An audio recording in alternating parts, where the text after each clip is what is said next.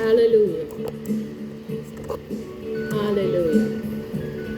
Hallelujah. Hallelujah. Hallelujah. Praise you, Jesus. Praise you, Jesus.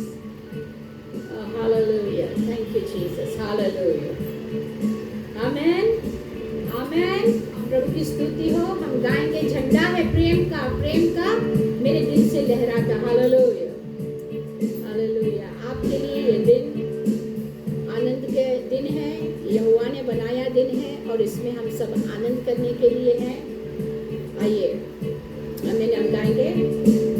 झंडा है प्रेम का मेरे दिल से लहराता, मेरे दिल से लहराता, मेरे दिल से लहराता. झंडा है प्रेम का मेरे दिल से लहराता. राजा यीशु मेरे दिल में है. झंडा है प्रेम का मेरे दिल से लहराता, मेरे दिल से लहराता, मेरे दिल से लहराता. झंडा है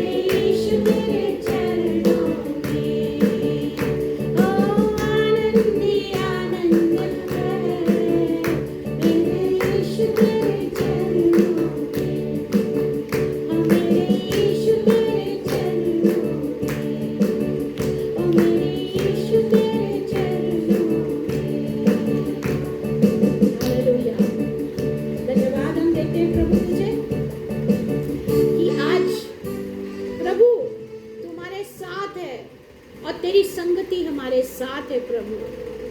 हालेलुया, हालेलुया, हालेलुया। आइए हम रोमियो का 5 अध्याय और उसके 20 वचन से हम पढ़ेंगे। रोमियो का 5 अध्याय और उसका 20 वचन। हालेलुया, प्रभु का धन्यवाद हो। सब तरफ उसकी स्तुति और उसकी महिमा हो रही है। हम परमेश्वर को बहुत बहुत धन्यवाद देते हैं कि उसकी स्तुति और उसकी महिमा गूंज रही है हर एक के दिल में जो उसको जानता है। आमीन, आमीन। और कोई शक्ति उस गूंज को रोक नहीं सकती। आमीन, आमीन। तो हम इसको पढ़ेंगे 20 वचन 5 का 20, रोमियो का 5:20 हम पढ़ रहे हैं। व्यवस्था बीच में आ गई कि अपराध बहुत हो, परंतु जहाँ पाप बहुत हुआ वहाँ अनुग्रह उससे भी कहीं अधिक हुआ।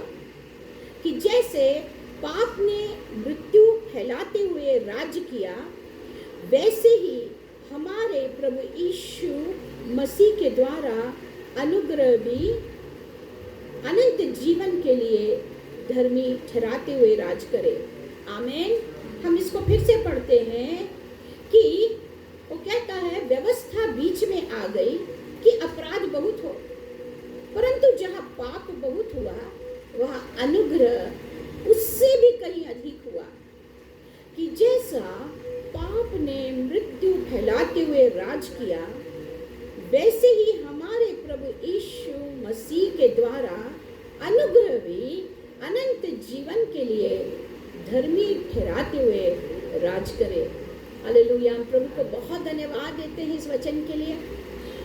और उसने यहाँ पर हमें आज प्रभु कहता है कि व्यवस्था, परमेश्वर के जो कानून और नियम बने थे, ये सिर्फ 10 आज्ञाओं के लिए नहीं है, पर व्यवस्था विवरण में कई हम देखते हैं व्यवस्था यानी नियम लिखी गई। और ऐसा था कि उस व्यवस्था के नियमों को कोई पालन नहीं कर पाता था, क्योंकि अगर वो एक पालन करता था, 2 पालन करता था, 3 करता था, चौथे में वो चूक जाता था। और ऐसा हुआ कि पाप बढ़ता गया, पाप बढ़ता गया और राज करता गया, क्योंकि इंसान हर वक्त दोषी रहता था। इंसान हर वक्त अपने मन में अपने आप को दोषी ठहराता था। पर हम प्रभु का धन्यवाद करते हैं कि आज उसके वचन के जरिए हमें ये मालूम होता है कि अगर पाप बहुत हुआ तो यीशु के बलिदान के जरिए अनुग्रह कई ज्यादा उससे हुआ। हालेलुया। यानी पाप की क्षमा उससे कई ज्यादा हुई है। आज हमारे पास एक प्रावधान है। जब आज हम प्रभु भोजन लेने वाले हैं, हम स्मरण करें कि यीशु का लहू हमारे लिए बहा है, हमारे पापों के लिए जो बहुत थे, और कोई भी हमें उन पापों से छुड़ा नहीं सकता था। पर आज अनुग्रह हमारे साथ है कि यीशु मसीह आज जीवित है। आज जो हम प्रभु भोजन लेते हैं, जो दाखरस और रोटी हम लेते हैं, वो एक जीवित, खुद जीवित प्रभु यीशु मसीह है। वो कोई विधि नहीं है, हम उसको विधि तक ही ना रखें, पर हम ये जाने कि प्रभु यीशु मसीह खुद, हम उसे ग्रहण करते हैं, उसके बलिदान को ग्रहण करते, उसके शरीर और उसके लहू को। ये परमेश्वर का आज हमारे पर बहुत अनुग्रह है। आज सारे संसार, एक सारा संसार और सारे वैज्ञानिक और जितने लोग हैं वो अपने दिमाग लड़ा रहे हैं, किसी एक बीमारी से छुटकारा पाने के लिए जूझ रहे हैं। पर आज हमारे पास ये घोषणा कर सकते हैं हम कि हमारे पास जो उपाय है और जो उपचार है वो यीशु का लहू है, हालेलुया, जो हमें सारे सारे पाप और अपराध से दूर करता है। आमीन। मेरे साथ जल्दी से भजन संहिता 103 हम निकालेंगे। 103 हम सब उस वचन को जानते हैं, पर हम स्मरण करेंगे कि आज परमेश्वर ने हमारे लिए कितना बड़ा उपाय रखा है। आज भी ये लहू हमारे लिए कितना काम करता है। और यहाँ पर हम देखते हैं 103 हम सब जानते हैं, और उसका 2 वचन और 3 वचन में 2, 3 और 4 हम पढ़ेंगे। 103 भजन संहिता 2, 3 और 4। हे मेरे मन, यहोवा को धन्य कहा और उसके किसी उपकार को न भूलना। वही तो तेरे सब अधर्म क्षमा करता और तेरे सब रोगों को चंगा करता है।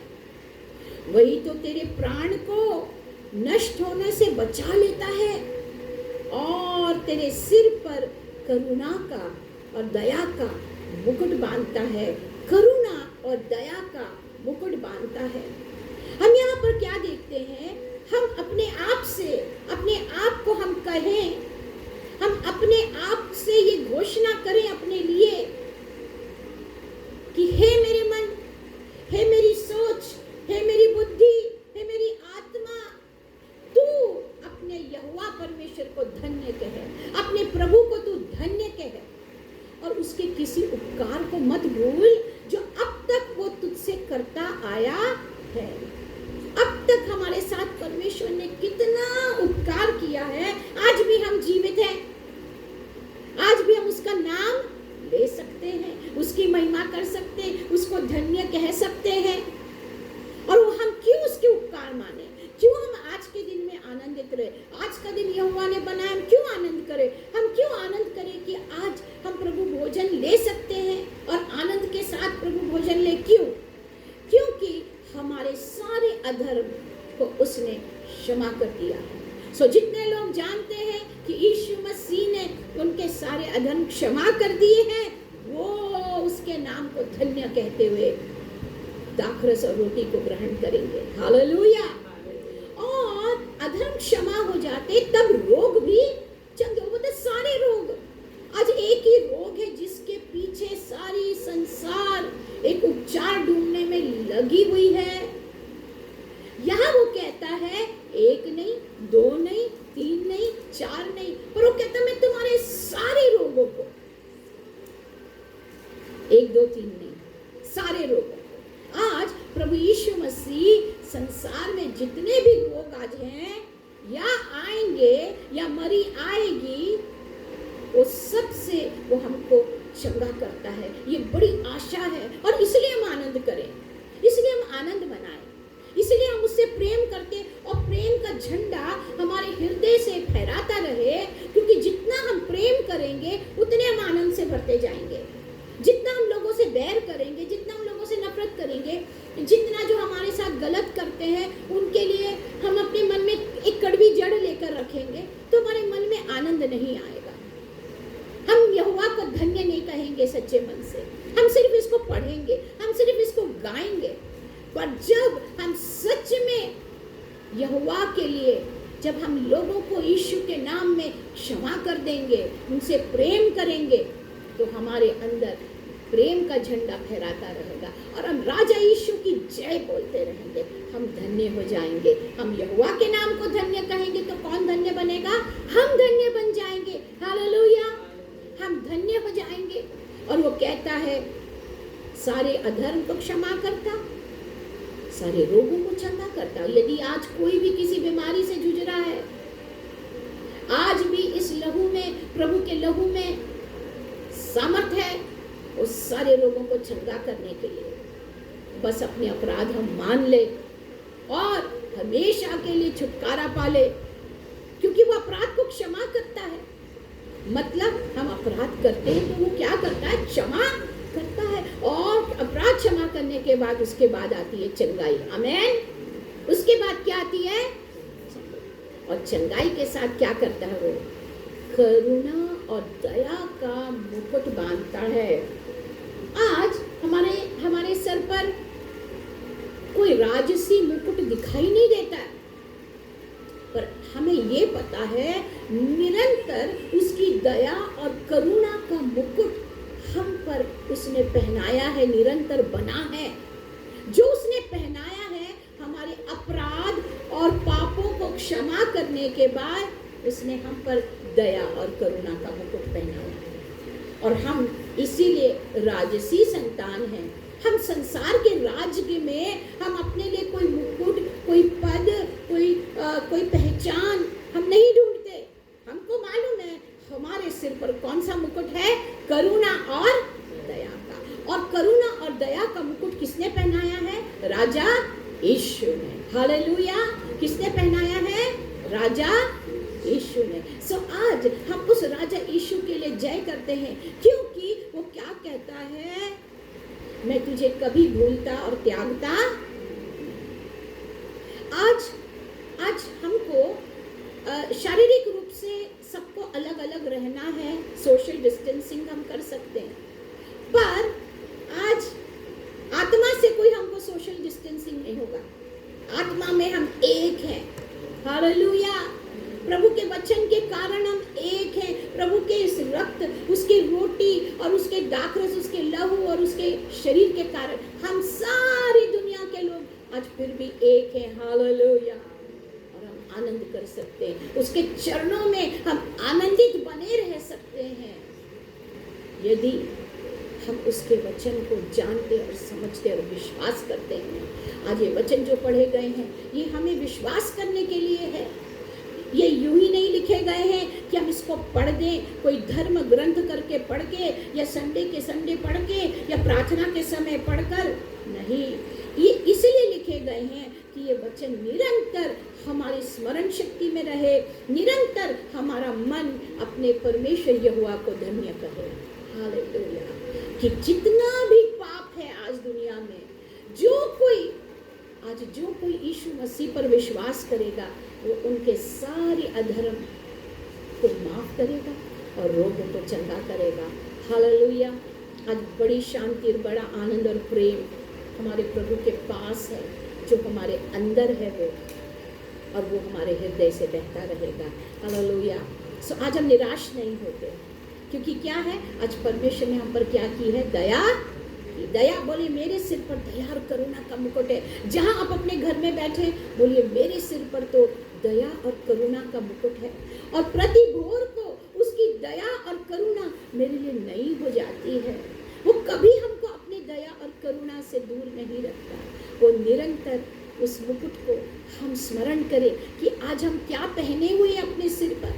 और जब उस करुणा और दया का मुकुट हम पहनते हैं, कोई बीमारी, कोई गरीबी, कोई लाचारी, कोई दुर्दशा, कितनी भी विपरीत स्थिति, वो हम पर जय नहीं पा सकती, क्योंकि जो जयवंत है वो करुणा और मुकुट का, जो करुणा दया का मुकुट जिसने हम पर पहनाया, वो हमेशा और हमेशा के लिए। आमीन। प्रभु आपको इन वचनों से आशीषित करे, और आज भी जो जहाँ कहीं ये आवाज़, ये वचन सुन रहे हैं, अगर अभी तक आपने यीशु मसीह को अपना राजा नहीं माना है, तो आज उसको अपने हृदय में आने की अनुमति दीजिएगा। वो आएगा, आपके हृदय में आएगा, सारे पाप और अपराध क्षमा करेगा, सारे रोगों को चंगा करेगा, और उतना ही नहीं, करुणा और दया का मुकुट आपके सिर पर वो बांधेगा। हालेलुया। और जिस मुकुट को वो बांधता है, उस मुकुट को कभी कोई नहीं छीन सकता, कोई नहीं उतार सकता, कोई ले नहीं सकता, क्योंकि जिसने वो मुकुट बांधा है वो जीवित है हमेशा, हम उसकी प्रजा के लोग बन जाते हैं।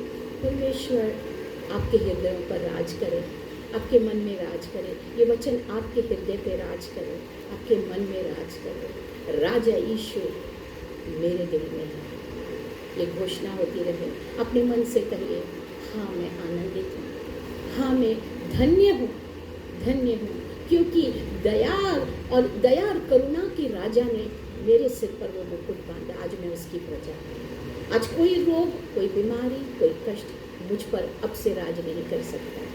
धन्यवाद हो, आपको आशीष मिले। परमेश्वर आपकी उपस्थिति आपके साथ बनी रहे। आमीन।